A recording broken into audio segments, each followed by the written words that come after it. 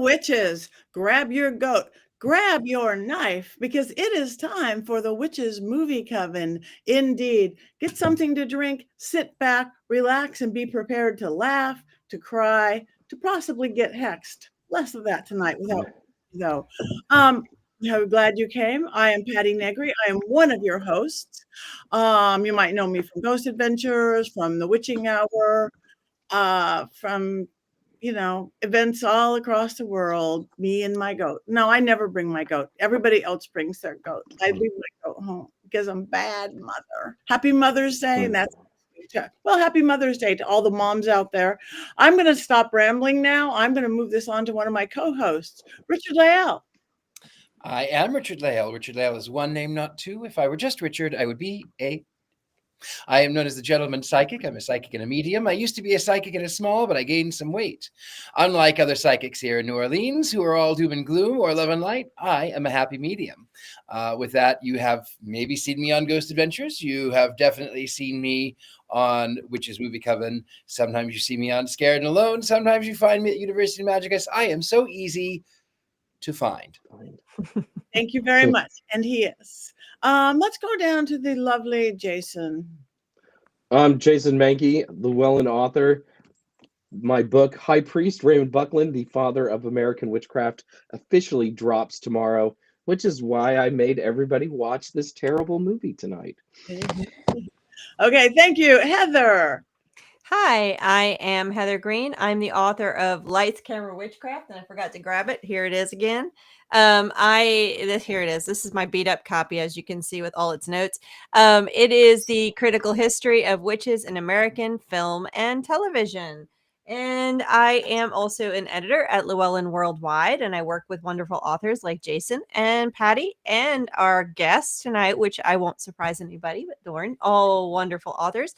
And I also am a journalist, and I cover all things occult. You can find me on social media here, and who knows, all kinds of pagan events happening around when I can. Thank you very much. And you'll see Courtney is not here, but we have a beautiful, beautiful guest today, as was almost introduced by Heather, Thorn Mooney. Welcome, Thorn. Thanks for coming in. Hi, Patti. Thanks so much for having me. Nice to see you again. You too. Can you tell us about yourself, Thorn? Come on. I sure can. Hello. My latest book is an academically informed survey of contemporary witchcraft as a collective movement. It's called Witches Among Us. And I've got a couple of other books for practitioners. But aside from being a witch priestess and coven leader, I'm also an academic. I'm working on a PhD in religious studies, and I specialize in all kinds of things. So hello. Welcome. We are thrilled to have you. We wish well to Courtney wherever she is. This week's movie is a slightly different movie, and I know I've talked to a few people. You had trouble finding it. We might have given you two different names. And what is the name? What help? Yes. So the problem is that when this movie was released on VHS tape in 1989, it was called a Witchcraft Yesterday and Today, and then it was re-released on DVD, where it was called Witchcraft, Rebirth of the Old Religion. So the name got dumber and dumber as it came out in the second time. That's why it's hard to find. That's why there's kind of two different names for this movie. Okay, thank you. Well, that is our movie tonight. And hopefully those of you who were able to found it, and were able to watch it. But just in case you didn't, Richard-Lael, do you have an unbiased synopsis of this lovely film? And how?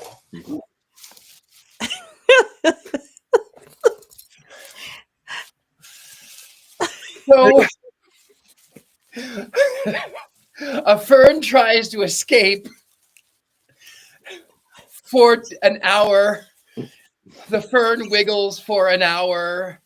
The real story is, on Midsummer and Halloween, reincarnated witches from Salem rise to not summon the devil because they don't believe in the devil, because that's Christian and they're not Christians.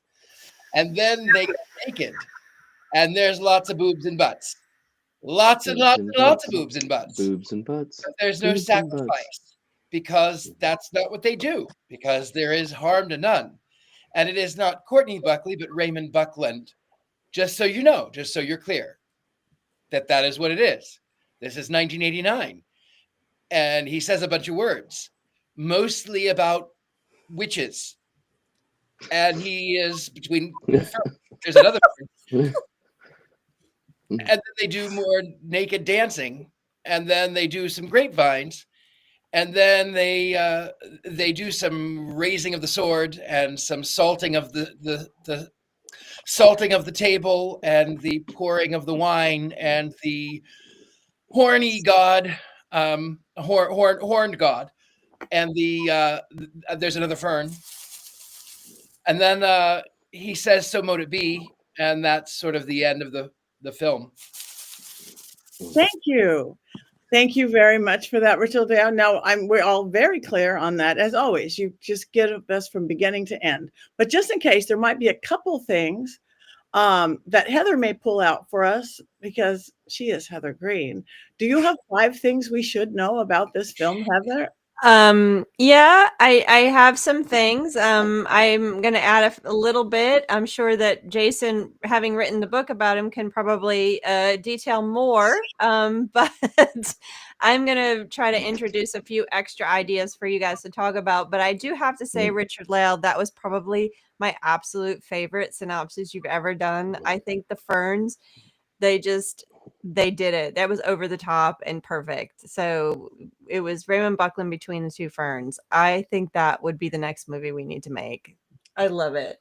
So what are the first 5 things we need to know about it? First, some basic information, context, and then Buckland in the movies, and some notes about the production, and then what happened to it. But number 5 has already been taken by Jason, so I may just skip it. So basically, What did I take? What did I take? No, it's all good. You wrote the book, Jason. It's gonna happen. It's all good. So basic stuff. So this film was made in 1989. It was directed by DeTracy Regula, who actually worked in the industry. Produced by Llewellyn. It cost today, with inflation. Thank you for having the numbers in there, Jason, in your book. $18,000, which is absolutely nothing. Okay, this was low budget as you can get. Carl Wishecki, who was head and owner of Llewellyn up until very recently, was very interested in He was corresponded with Raymond, but very interested in very innovative, liked ideas, loved film. In fact, I'm working with. I've been working on trying to discover a film that he was in, a narrative film that he was in the 70s about witchcraft. It was a narrative film, but he was very interested in filmmaking. He was very interested in the pagan community. So, of course, would not be surprising that he would jump on an idea to work with Raymond on this project. He had already done another project with Scott Cunningham, who you will also know wrote a number of books that are landmarks for this community. And that one was on herbal magic earlier in the decade, but he then did this one. It's not surprising that Carl would do this. And of course, video was extremely popular at the time, and it was a new medium, a new way that we could actually make movies more easily, cheaper, for better or worse. Prior to this, you had to have film. So this was a new medium that was creeping into the 70s, into the 80s, and eventually it would be overtaken by the internet. And now we have YouTube and TikTok. So this was the first beginnings of that. And it's not surprising that Carl would want to produce this under the Llewellyn banner. Of course, that's how this kind of played out. So you have them do it. They did it in a few days, and you have this wonderful example of documentary filmmaking. But you know what? The other thing you need to know is context. This was made in the center of the Satanic Panic. Hollywood had already picked up on it. The media had already picked up on it. By 1989 and 1990, it was full blown all over the place. Now, the Satanic Panic I've talked about really begins, they pinpointed in the early 80s, but it grew slowly on the ground. And a lot of people, a lot of Wiccans, a lot of witches, a lot of occult practitioners were feeling it before Hollywood, before the media had picked up on it. They were being oppressed, they were being marked.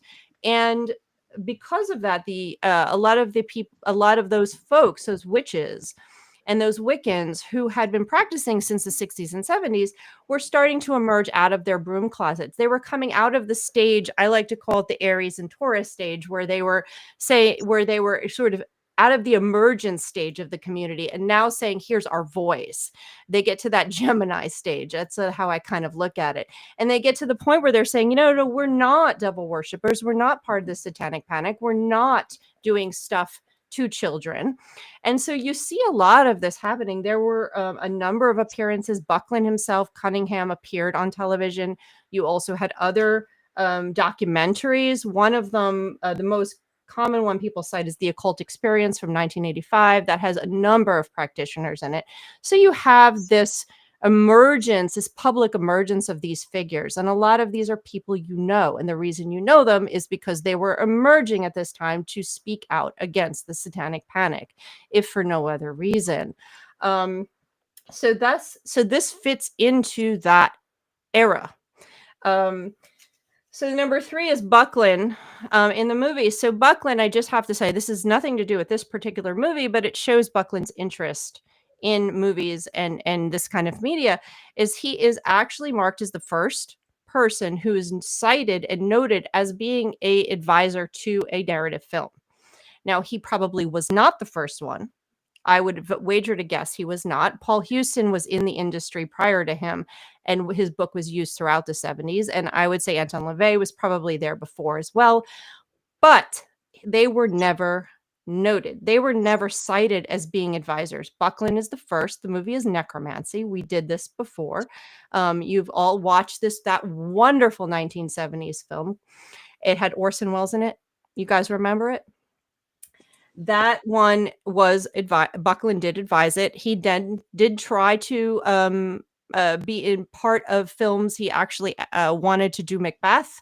They turned him down, but he was there and his work was there. So Hollywood knew his work was there, but he does have the award.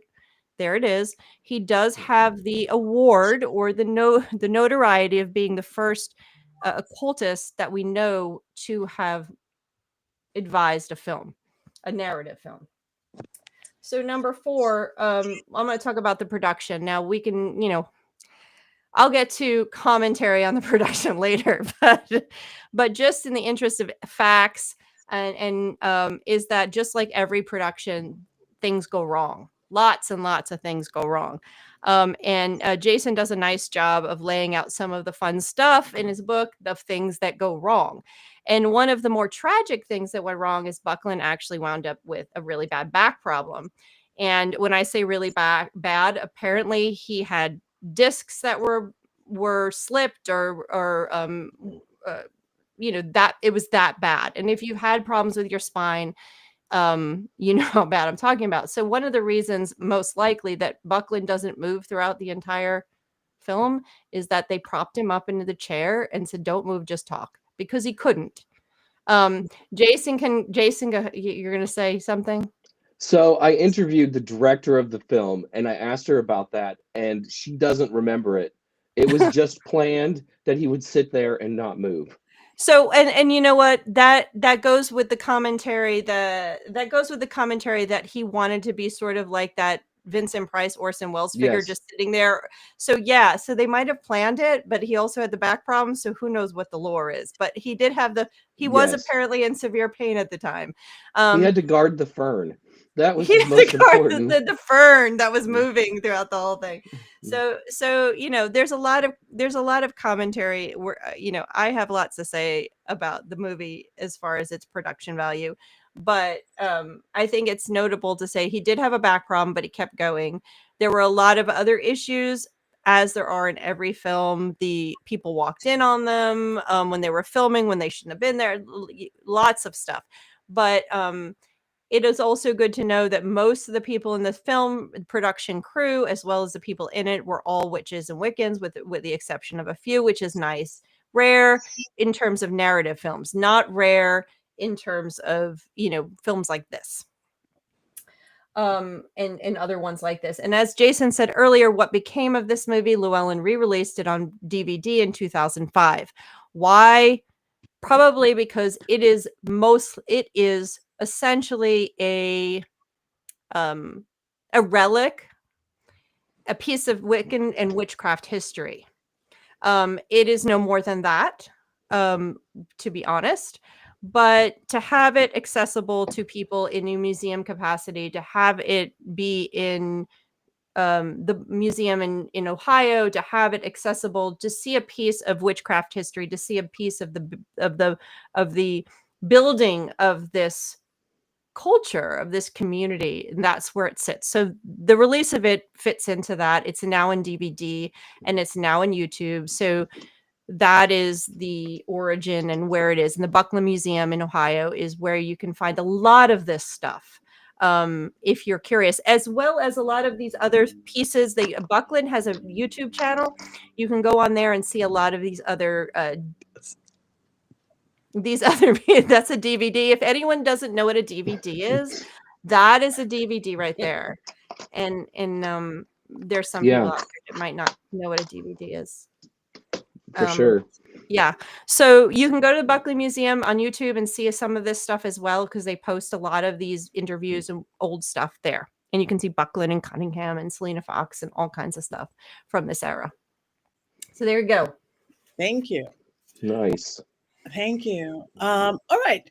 So Jason, you just did the book. You are here. Do you want to start this out, or do you want to?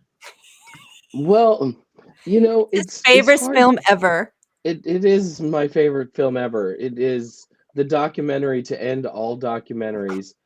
I think Heather really does a nice job there, especially at the end, of summarizing kind of what makes this film worth watching, is that it is a time capsule to a particular era. And yes, a lot of the information in it we now know is very, very wrong. And the production values are very, very low. As Heather said, though, they were working with almost no money. That it looks as good as it does is amazing to me, since they had about 45 cents to make this movie. But it's a part of our history, and I sometimes think that we don't do a very good job of preserving and talking about our history, except for maybe 5 or 6 books. So I think going back and watching this, you can kind of dip into what people thought witchcraft should look like in 1989. Thank you. I have lots of other thoughts too as we'll go along. Okay. But those are my nice opening thoughts. Yeah, lovely. I mean, I was here in 89. I was practicing witch in 89. It feels older than that. I don't know. I even like hairstyles. I mean, I get the robes, I get all that, but I kept thinking he's fine. He's in his library, but I don't know. And I just kept thinking I was watching something that looks like it was made much sooner as that. I don't remember that hair and in 1989 and any of them, the men, the women. I mean, it was San Diego. So like in LA, you were probably a little bit more hip, but in lower California, in Southern California, different story. They were behind the times, Patti. It's just you living in LA. Okay, I guess the boys, the girls, all of it. So that's just the first comment I wanted to make, because I was just like, is this old footage? I couldn't figure out. I like the dancing. We could always talk about the dancing. It feels late 70s. Yeah, Tabitha, that's what I was getting. It feels very late 70s. And I'm thinking maybe they didn't have money to tape some new ritual work or something. Everybody's mom had that hair. I was a child in 1989. Really? Everybody's mom had that hair. And their dads. Okay. I guess my little part of Los Angeles was different. but I love And it. those mustaches. And the the mustaches. mustaches. And the mustaches, yeah. Mm-mm-mm. And my issue again, my biggest issue was I think the lack of passion in everything. You know, the ritual work, show your sword, do your great rite, do all. I was like, are these actors who don't know what they're doing? But not, you're saying they were real Wiccans and stuff. That would have been. They weren't actors. I mean, they were just people in the local community who signed up to do this. Interestingly, Llewellyn had to approve everyone that was in the movie because they wanted them to look a certain way. They wanted to make sure that the people were pretty. Also, Llewellyn mandated that there be nudity in the movie. That was one of the things that they had to do to get the movie made because, you know, boobs and butts sell VHS tapes, apparently. We love boobs and butts. Lovely We boobs. do. We had lots of boobs and butts, and we always rate that high. But I wanted to feel the passion in ritual and calling corner in the circles. So that and the hair. Oh, the way he pronounced. I don't. How did he? Athame. He said Athame. He said Athame, Athame. which is actually the correct way to pronounce it because that's how they pronounced it in England. In England? So that's how Gerald Gardner and Doreen Valiente would have said it. That's how he learned it when he was initiated by Monique Wilson in 1963. But most of us don't say that now. We say Athame or Athame, right? Depending on where you live. But yeah, the Athame is actually how they would have said it in 1952. Really? Okay, so now we're going to have to start using our Athames. No, just continue not to say that because it sounds terrible. Athame. I also wrote a book all about Athame, so like I'm also an expert on that. So just, you know, run with me. I can talk to you about Buckland and Athames. Okay. You know, Go. Yeah. Richard-Lael. Well, you know, it was really an important film. I will say that it was really important, and it inspired an entire generation. A lot of people didn't know this, but Ricky Martin actually is a witch. You wouldn't know it, but he is. Ricky Martin's a witch. Apparently, he's a Puerto Rican.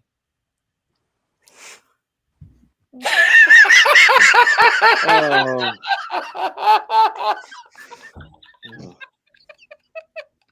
And I don't have Where are any the ferns, sunglasses. Richard-Lael?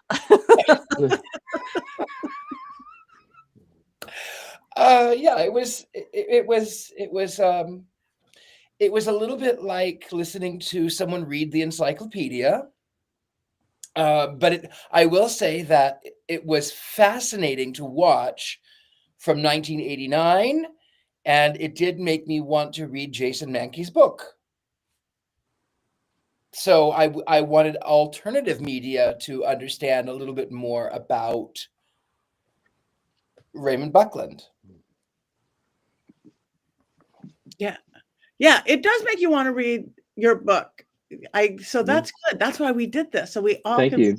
Jason. Checks in the mail. Checks are in the mail. Thorn. Hello.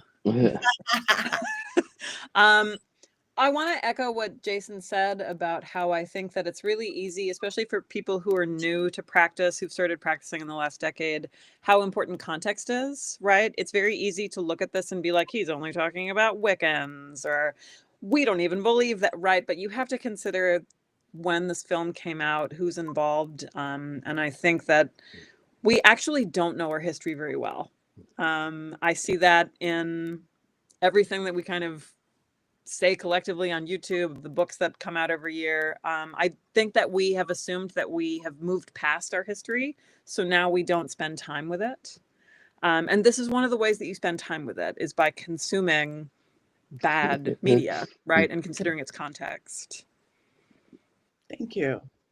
It did remind me, I mean, except for, again, the lack of passion, which I don't care. It reminded me of the simplicity of when I first started. I was in a very Wiccan group of Long Beach Women's Spirit back in the 80s, and that just simplicity that I've long lost. I've long lost. One of the other things too, when we talk about this movie feeling older than it actually is in certain places, for his entire life, Ray was really locked in to a couple of beliefs, and he would repeat them over and over, even though they began to fall out of popularity in the greater witchcraft community. He was always very much, witchcraft is a religion, period. I'm going to say witchcraft is a religion. It's very important to me that witchcraft is a religion. Witchcraft can't just be a practice, it has to be a religion. And he used Wicca and witchcraft interchangeably all of the time. The second is that witches don't believe in Satan and they don't believe in the devil. That was something he would say over and over. It was probably a very good idea to say during the Satanic Panic, but I know Thorne and I and Richard-Lael all disagree, I'm sure, on that idea that witches don't believe in Satan or the devil, or that he has no place in this. Of course, if that's what your thing is, that's what your thing is. Yeah. And it's certainly a part of the Horn God mythos. And then the other part that he was really big on was that witchcraft was this ancient religion, that it dated back 25,000 years. And I remember the first time I watched this on VHS, I just started laughing when I heard his history, because it's basically Margaret Murray. Margaret Murray is very influential. In 1921, she writes this book called The Witch Cult in Western Europe, where she argues that witchcraft is a religion that existed side by side with Christianity until the persecutions, the witch trials. And there's some truth to that, but not really very much truth to that at all. And he would repeat those things over and over and over, even up until he died. And so everything that he did, he prefaces all of his witch talks with those three ideas.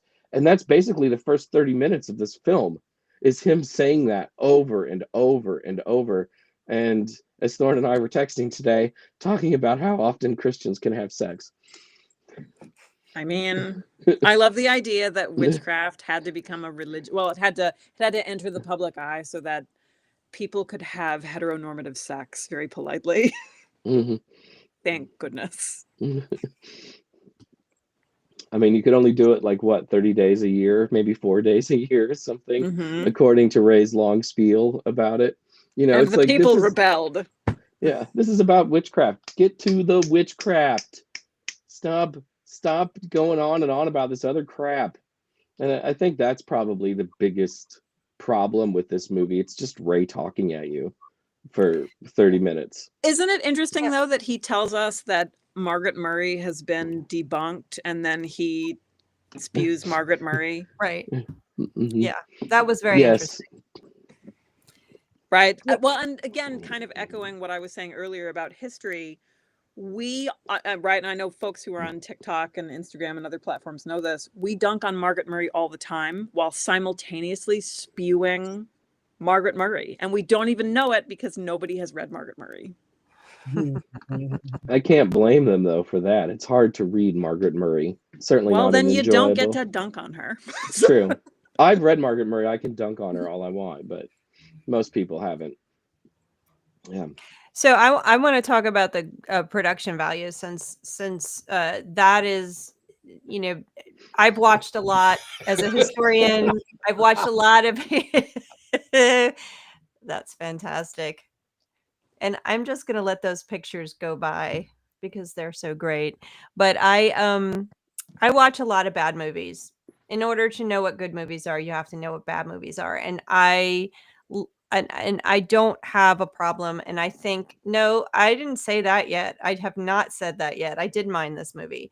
I minded this movie for a lot of reasons. I mean, outside of, yes, context, you have to know what he's talking about. Get past the wrong histories and all that stuff. And then the section on the way he describes witchcraft is like every book that was created at that time. The Llewellyn books were teaching that. And so contextually, you need to look at that from that perspective as far as what he's teaching, exactly what has been said already. I wished it was someone had done some cutting. Someone had done some worked on the editing of this to make it not be a 1 hour of Raymond sitting in a chair talking at me, because it was the longest hour of my life. I love Raymond's work. I honor the history. This is definitely worthwhile historically for us to see this. But I wish that they had. Now I know that they didn't have a lot of money to be able to cut B-roll, to have pieces, to be able to cut in, but you can splice even with what they had to create not so much drama.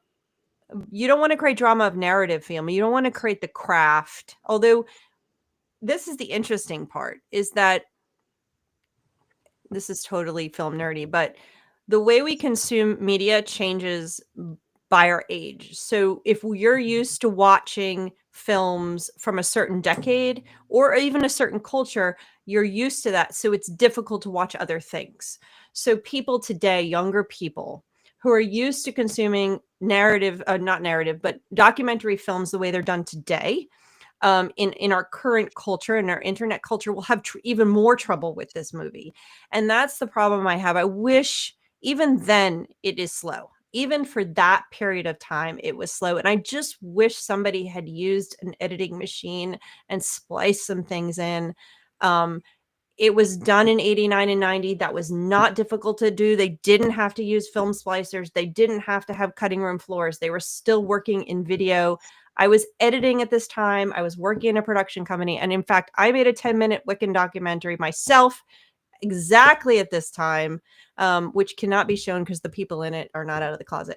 But besides that, you can't tease us like that. I can show it Come on, privately. Heather. I cannot show it publicly. But I just wish there was some cutting. I wish there, even with a low budget, they could have added in pieces to break up Raymond's spiel. Wrong, right, historic, whatever. They could have just done it so it was a little bit more engaging, so it didn't feel like I was sitting there for 3 hours. And that is what I wished. I love the fern. I love the haunted fern. That was fantastic. I loved his Mr. Rogers attire. And that was the thing about Mr. Rogers. I was about to say that myself, is that the only thing that would have made it better with his Mr. Rogers attire is if he would have come in and like put on the sweater, the cardigan, put on his trainers and said, "Hello, won't you be my Wiccan neighbor? I like witches. We're all a little witchy." Like, that would have been great. "Won't you be my witch?" I love it. I read enough books in the editing where when it got to the production, when he started to talk about witchcraft, I have been working for the last 4 or 5 days or last couple weeks on some beginning Wiccan witchcraft books. And so when I got to this, I'm like, oh my goodness, now I'm seeing one of the books I'm working on here. He's talking about this stuff. It's like, it's stuff that I've seen 100 times. I can hear what he's saying. I can see what he's saying. It's very much in line with the teachings of that time. And, and it may not appeal to people today. He's, like Jason said, his stuff has gone out of favor, but it is important. And I just wish the film, not the quality, but I wish the production value, I wish the editing had been done so it's a little bit more engaging, so it's a little bit easier to swallow. And they could have done it, but they didn't. And that's the most unfortunate part for me about this. I was talking to Raymond as it went, and I'm like, what are you talking about? But I do want to say, honoring Raymond, this is not my first, this is the book, and this is not my very first Raymond Buckland book. This was given to me when I started at Llewellyn because I lost my first one that I got back at the time when this movie was made, and I had writings in it. Oh my goodness, what has happened? We have a thumper with us. We do. Thumper, yay! That is getting told. People kept telling me to jump in, and I thought they meant into the comments. So jump. No, I got that blue book, the blue, Big Blue. The Big Blue. I've got it on my shelf right over there. My mother bought it for me in the 80s, I guess, when I told her I was looking into this witchcraft thing. Well, you need this book. I have it on VHS. Ooh. I am the Gen X witch of all Gen X witches. That's the version I had, Jason, and mine got lost in a move, and I was crying. I was so upset when I lost it. I had notes in it and everything. Yeah, this is just my yellow pages. Yeah. Corn pages, as my child calls them.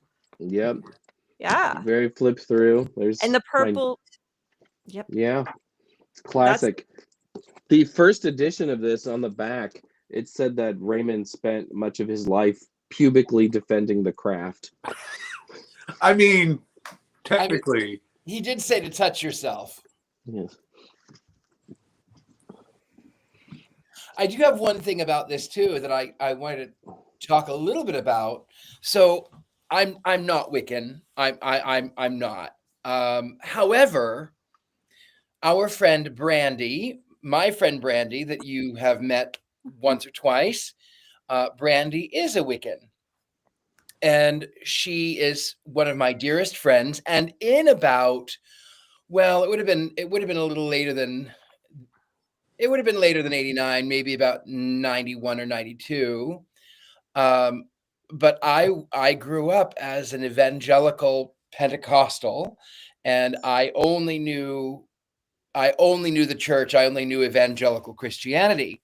And I remember that Brandy was just so lovely, and she was a vegetarian. No, she was a vegan. She was a vegan in a little small town where you would like, you're a witch and a vegan, and it was so strange.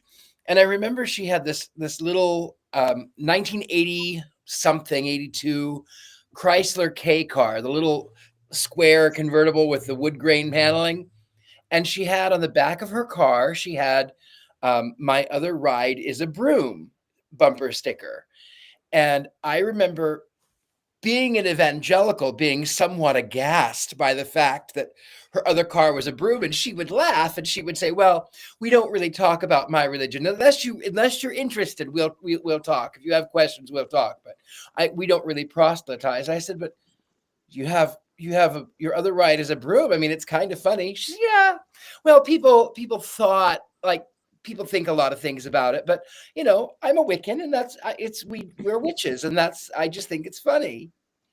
So for me, that was my introduction to the Wiccan traditions and the Wiccan religion and witchcraft, and she really, in all of that closed-minded, narrow Midwestern point of view, she was a beacon of light. And even my own mother, who was a devout Christian, would say, "Oh, I love that Brandy. I just wish she were a Christian. She's just so lovely. I can't believe she's not a Christian." But she really was, as a Wiccan in the 80s and 90s, she really was a beacon of light in a dark space where I lived mentally, emotionally, physically in the Midwest. And because of her and her association with Wicca and her association with Raymond Buckland, that's what helped me to pursue my own path of witchcraft. So even though, yes, 1989, yes, it was like an encyclopedia, but it was a wonderful time capsule. And it was really quite intriguing to see from all of those years ago, something that was so new and something that was so strange for the United States. So overall, it was lovely. Doesn't he look like a hypnotist here on the back of this book? Yeah. Like, I'm gonna hypnotize you. Like, I just always forget like how he looks there. I just expect him to take out the watch. You are getting sleepy. You are getting sleepy. So You'll practice Jason, witchcraft. do you want to tell everybody about his hobby before he passed a few years back in 2017? What was he doing live in Ohio, standing on the stage? So one of the things that's funny, if you read the Big Blue Book or you watch this video, they're all very dry and very humorless. But Ray was actually pretty funny. There are some videos of him doing stand-up comedy just a couple of years before he passed away. And some of those jokes are not like as terrible as you might think. My friend Matt Oren would all call them dad jokes, of course, but they're not the worst jokes. You think they're funny? Jokes. I think some of them are funny. I'm trying to find one because I think it's funny. Okay. I think if you look stand-up comedy Raymond Buckland on YouTube, I think they're all on YouTube. They're a lot of definitely them. there. He was at a hotel or something, wasn't he? Doing it He regularly was. at a hotel. He was in a hotel in Ohio near where he lived, and he helped put the nights together. And he looks very dapper. And So this is one of the jokes. This is my favorite one. My mother-in-law is very much like a slinky. You remember the slinky. It's a toy that's really of no earthly use to anyone, but really puts a smile on your face when you push it down the stairs. I mean, it's a little mean-spirited, but I think that's genuinely funny. That joke still exists today. Like that shows up in memes on Instagram. I don't think that's his joke. No. Probably not, but I feel like he helped promote it. Well, I guess he could have stolen it, but he told it. I don't know. I don't know all the copyright of jokes, but I think that joke's funny. Our clock fell off the wall. It had fallen just a minute before. It would have hit my mother-in-law on the head. That damn clock was always slow. He really didn't like his mother-in-law very much. But yeah, but it's funny that none of these things really capture that he could be funny and that he had a sense of humor. And when I met him, and I only met him like very, very briefly, he was very humble. He was not what I was expecting because he always looked so serious, like he was getting ready to hypnotize you. And he really oh, Rob, you're killing me with that. Yeah. But that never really came through in his books, which I always thought was a shame, because some writers can convey that, and he just could not in his witchcraft books. My first Raymond Buckland book was The Magic of Chantomatics. Ooh, I'm so sorry. So I want to just give my little story with the Raymond Buckland book, because everybody has their Big Blue story. Every time I do an interview with people, they will say my first book was Big Blue. At least now, Thumper Forge is upside down. Is he been hexed? Has someone hexed Thumper? I'm still here. Courtney, you're just upside down. You're just upside down. Oh, I've been in worse positions, as long as you can hear me. Well, I'll continue. So everybody has a story. Whenever I do an interview with people and talk about origin stories, again, Big Blue is just, and I actually just did an article about that particular thing. And basically my origin story not my origin story, but one of my first, not my very first, my second book was Big Blue, not this one again. And I went, and I specifically remember leaving my office. I had an internship at a film production company, and went across the street to the Barnes and Noble on Fifth Avenue in New York City and bought the book. I remember doing this. This is like one of those things. And so I remember doing this, bought the book, and then I got on the A train to go home, rode the A train home, reading the book, opened it up, and then went home, and I was living with my parents, sat out on the sofa with my giant Big Blue, and it was like reading it. I was 18, 19 years old, and my parents were like, "Hey, what are you doing?" I'm like, "I'm reading a book on witchcraft." And they're like, "Okay." And they just kept moving by. And there I was, Richard-Lael, very different from your experience, I would say. So there I was reading my Big Blue. And I eventually did my first ritual out of this one and the other Marion Weinstein book that I had for Samhain not long after. So that, like many, many Wiccans and witches currently, at least in my generation, Big Blue was everything. Big Blue was the beginning. And 100%. So that... Thorne, didn't you have like the last witchcraft related thing Raymond Buckland ever wrote in your first book? Or one of the last? Oh, no. Oh, God. Your introduction. No. So Ray Buckland wrote the cover blurb for my first book. And it's funny. So Ray Buckland was not a part of my witchcraft experience, and I think it's because I am a millennial, right? I'm a bit younger than most of y'all, I think. We're old people. And so we for us it was all Silver Ravenwolf. It was totally Silver Ravenwolf, some Scott Cunningham, but mostly Silver Ravenwolf. And afterward, so Ray Buckland already felt like a relic by 98, 99. So, but nonetheless, like he had this position, obviously, like it was this experience of being young and knowing that you had to read Buckland, you had to know Buckland, and then trying to struggle through it precisely because it was, as Jason pointed out, so humorless, unfortunately. But since my first book was about initiatory Wicca explicitly, the folks I was working with at Llewellyn were like, well, you need to get some blurbs. You know, why don't you reach out to Ray? And I was like, excuse me. No. What? Like, what? Why would he speak to me? Never mind that I'd like never written a book before, never approached anybody before, especially cold, let alone Ray Buckland, right? This man who I've been instructed that I'm supposed to look up to for years at this point, who at this point I've heard stories about because now I'm an initiate, right? Anyway, my editor was like, I'll do it for you. And he wrote me a really lovely blurb and then sent an email wanting to know why I didn't recommend his books. Not that I said anything negative about, I just didn't mention him. The books aren't in the bibliography. They aren't in the suggested reading. And it wasn't personal, but it was 2018 and I wanted to point to different books. And I panicked. I totally panicked over that email because I was like, how do I tell Ray Buckland that I just didn't? But then he died. You were saved. You were saved by the bell. That was good. Wow. So in a way, I never actually exchanged words with Ray Buckland. you exchanged email though. I mean, that's more than most people. And he blurbed It your wasn't book. an exchange. It was a forwarded email. Oh, okay. No. Oh. We Still never great. actually had direct contact. Did you answer him back?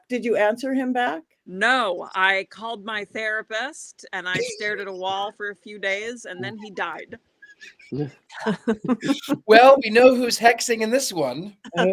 Now we know who turned Thumper Sorry, upside everyone. down. I forgot to announce this at the start of the show.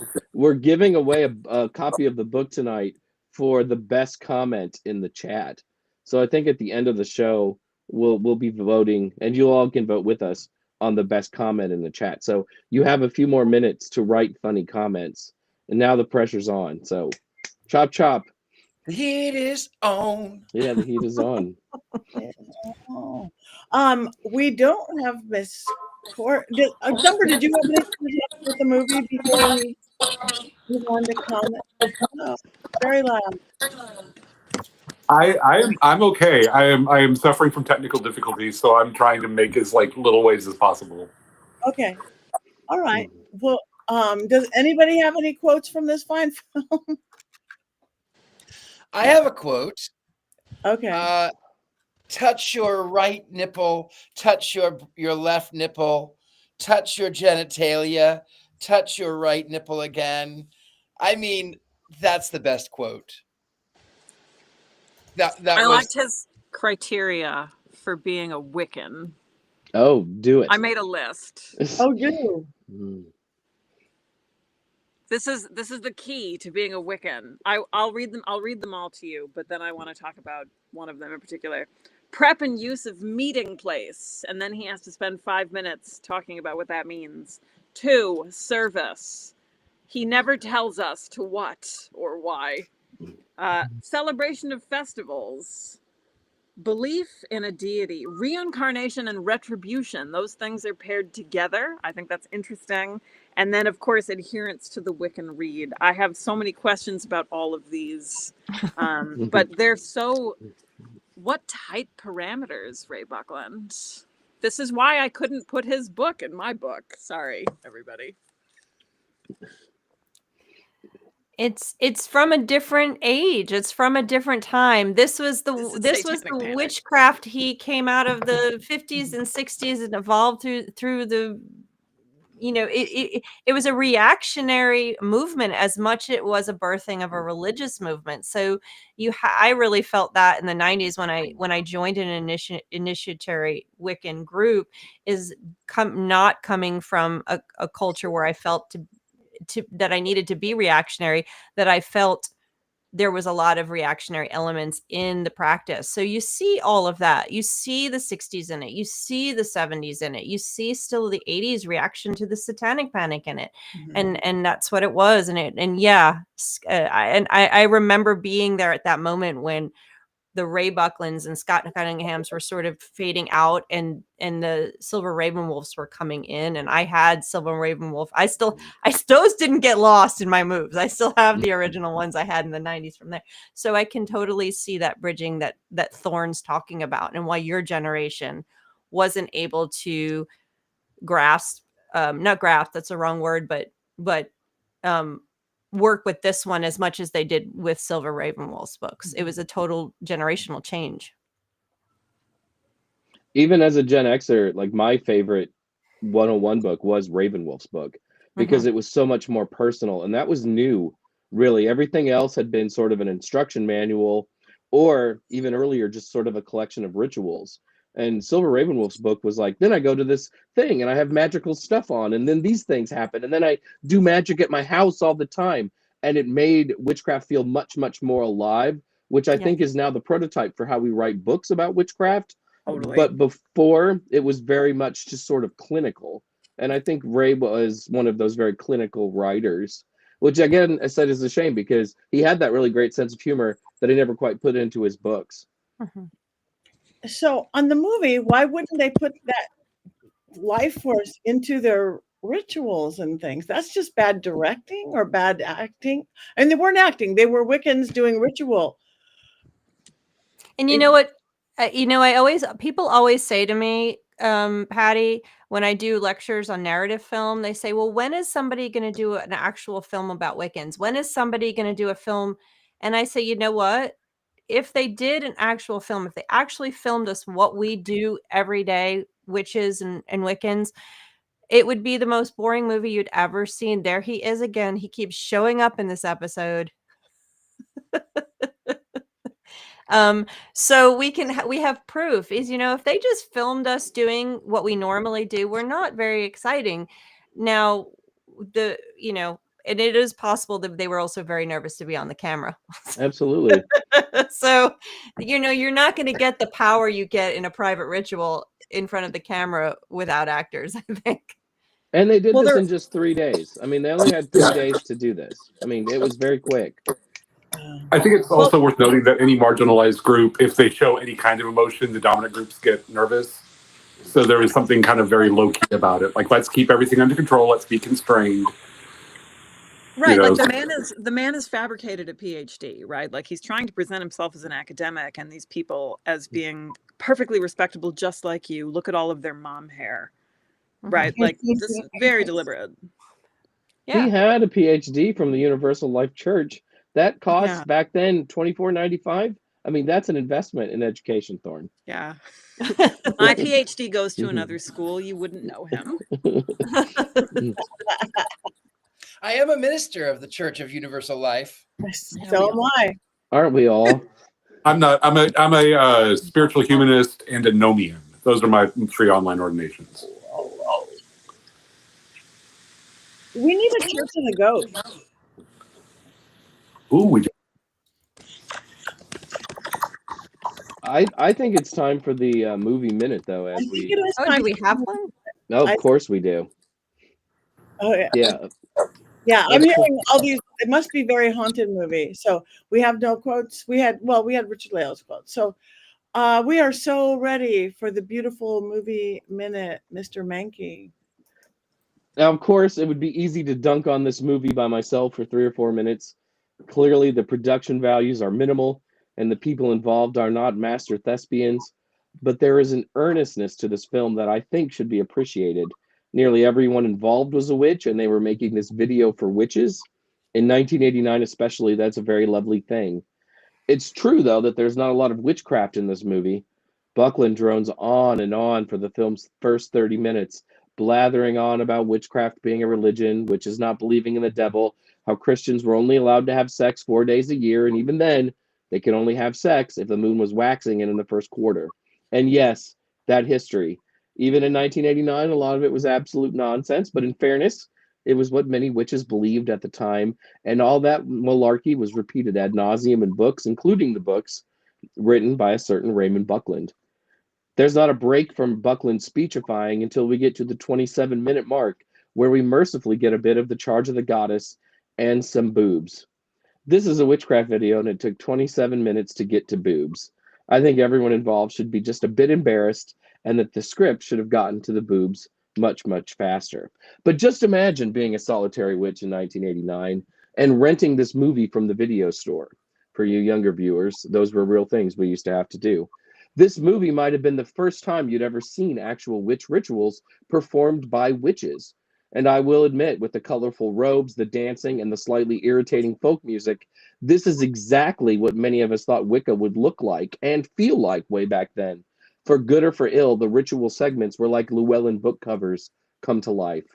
Yep, everyone involved in this film had some bad hair choices, but as Buckland points out in the video, a good witch should always have 5 things on their altar: salt, a censer, water, a candle, and a bottle of Aquanet hairspray. Just be careful not to keep the candle near the Aquanet. And if there was a male witch in your coven, well, of course, a mustache comb was an absolute must. And then there, of course, is Buckland's wardrobe choices. If his opening 30-minute lecture hadn't already put you to sleep, his brown sweater was there to finish the job. Maybe it was for the best that he wasn't wearing the stereotypical black, but maybe he should have. Watching him in this video is like watching a nap come to life. Oh, look, Uncle Bucky is rattling on about witches again. I hope he doesn't get any drool on that sweater. Yes, the jokes are easy, but I need to stop. Everyone involved had such good intentions, and they were working with such a small budget. I make more in a week doing the Witches Movie Coven than the entire budget of this Llewellyn classic.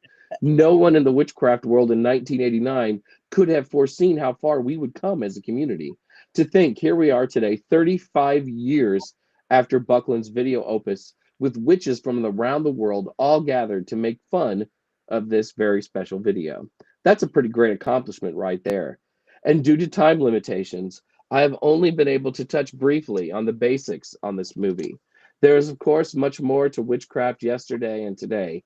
I encourage you to read my new book on Raymond Buckland and investigate. In the Witches Movie Coven, we do not proselytize, but I am begging you to buy my book. I am Jason Mankey. Blessed be. Yay!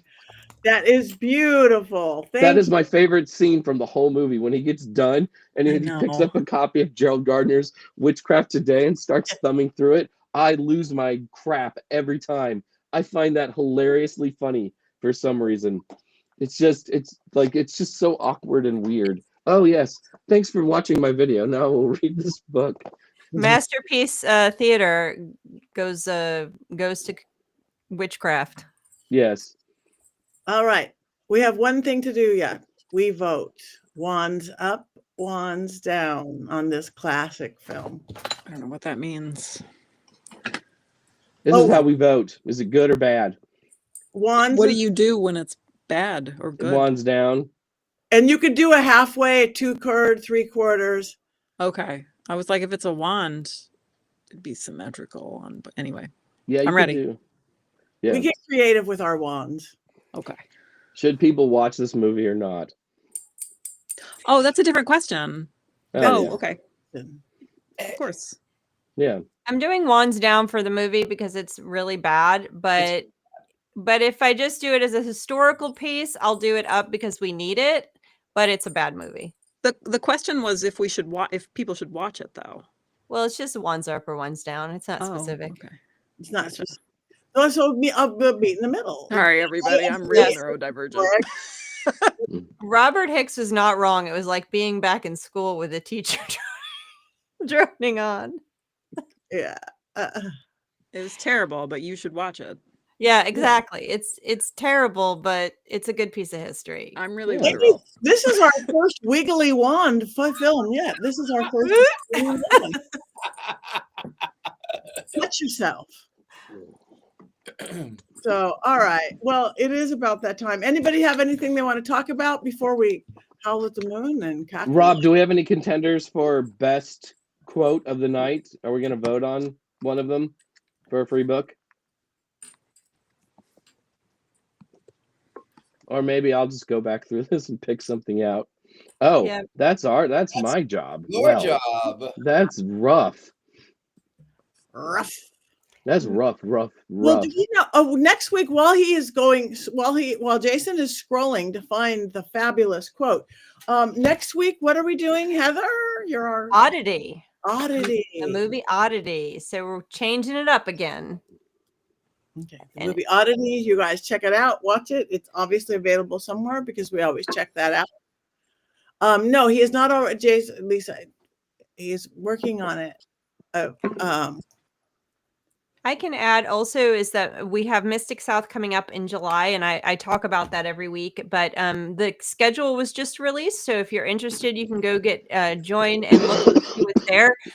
And with this movie, and I got pulled into a Wiccan panel on initiatory Wicca by a local group here that I got started with, and so they're doing a panel on what it means to be initiated into a Wiccan coven and Wicca and all that stuff. So they're doing that panel that will be there as well this year, which is a first. So they volunteered me to be part of it. So that is happening, and there's a lot of other stuff. So if you're interested in Mystic South, the schedule is out. You can see what's coming and what's going to be presented for 3 days in Atlanta in July.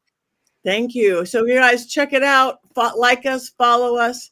I'll be at Penhurst Asylum next week. Anybody wants to go hunt ghosts in an ancient, scary old asylum with me 3 nights in a row, head on down. And Thumper Forge and I will both be at Austin Witch Fest this weekend, this Saturday from 10 a.m. to 7 p.m. It's Austin Witch Fest, and surprisingly, it's in Austin, Texas. Okay. So do we have a quote? Do we have a winner yet? I like the ones that say hi. I liked Nathan King's "And Then He Died," Thorne Mooney. Yeah, I think technically that's my quote. It's technically your quote, but Nathan immortalized it, so I'm giving Nathan King the win. Leave it a man to take a woman's words and make him his. Yes, Seamus was in second place. Both of you, I think, will win something from Jason. I love Nathan, so that's fine. Yeah. You can have it. Okay. On that note, we are past time. See you guys all next week. Like us, follow us. Witches, here we go. Let's show them how they do it in 2025. 1, 2, 3. Yay!